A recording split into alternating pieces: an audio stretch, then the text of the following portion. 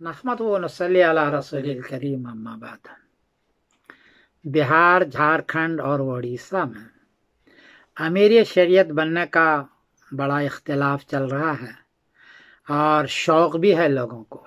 देखिए, अब दोबारा मौलाना मिन्नतुल्लाह साहब रहमानी और मौलाना मुजाहिदुल इस्लाम साहब जैसी शख्सियत नहीं आ सकेगी।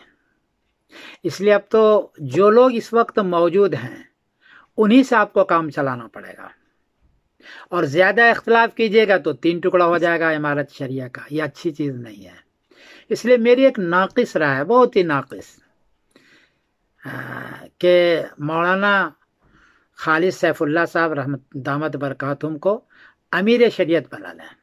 लेकिन वो बहुत मसरूफ़ हैं, रहते भी हैं हैदराबाद में, इसलिए उनको अमीर शरीयत बना लें। सब उस पर मुत्तफ़िक़ हैं, उनको सलाहियत है।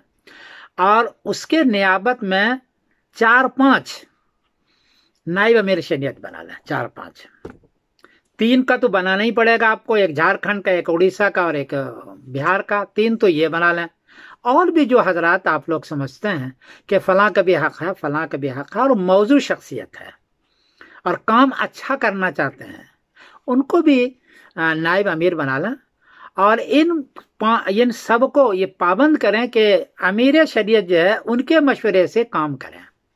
तो काम तो करेंगे नाइबीन, लेकिन उनके मशवरे से, अमीर शरीयत के मशवरे से। इसका फ़ायदा यह होगा कि सब मुत्तफ़िक़ हो जाएंगे, एक इमारत शरिया रहेगी और एक अमीर रहेंगे और सबको अपना अपना हक़ मिल जाएगा। झारखंड को भी मिल जाएगा, उड़ीसा को भी मिल जाएगा और बिहार को भी मिल जाएगा। हर एक को अपना अपना हक़ मिल जाएगा और किसी को ज़्यादा इख्तिलाफ नहीं रहेगा। मेरी एक नाक़िस राय है, अगर आप हजरात अमल कर लें तो बहुत बेहतर है। मैं तो बरतानिया रहता हूँ, लेकिन दर्द बहरहाल है कि एक रहे।